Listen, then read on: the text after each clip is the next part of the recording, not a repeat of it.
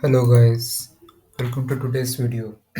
Today we'll be seeing a very interesting thing, a very interesting feature in .NET Core.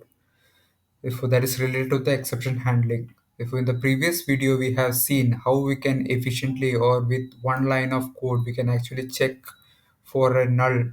We can do a null check and throw an exception if that particular object is null. If you have not seen that particular video, I will just share that particular link in this particular video. So therefore today we'll be seeing how we can greatly enhance the way we cast the exception. So we can selectively cast the exception in two ways. In basically we will cast the exception based on the exception type. So if that exception which is occurring is of type argument null exception, then this catch clause will be triggered. So if you want to further do a filtration on the type of exception which is being handled, uh, then you can use this when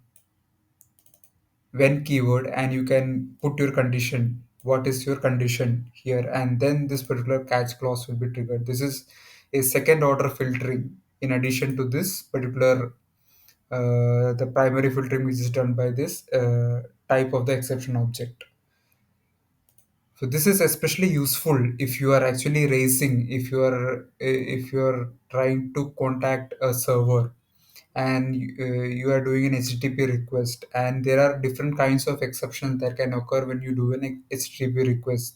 So for that case, let us try to write an HTTP exception which can occur.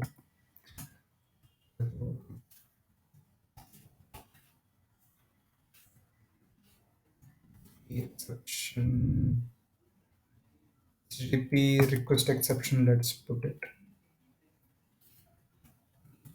CXP, and then let's check what all conditions are possible. We will just check exp dot status code. So this is the main feature where you can actually go, where you can actually use this particular second order filtering using this when keyword. If the status code is accepted, then this catch clause should be triggered. Anyway, exception is there. You are trying to do a further filtration using the status code of that particular exception. So likewise, you can do for many other status code. Therefore, this is an additional feature which is there, which I guess you might not be much familiar or much might not be used much.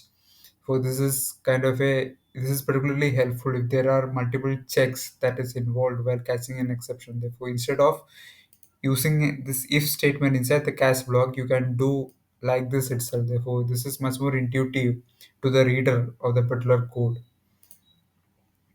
So that's it I want to cover in this video. If you have learned something new in this video, do share the video with your friends and colleagues, and do support by liking and subscribing this particular channel, and do check out the description box for further links related to blogs, etc.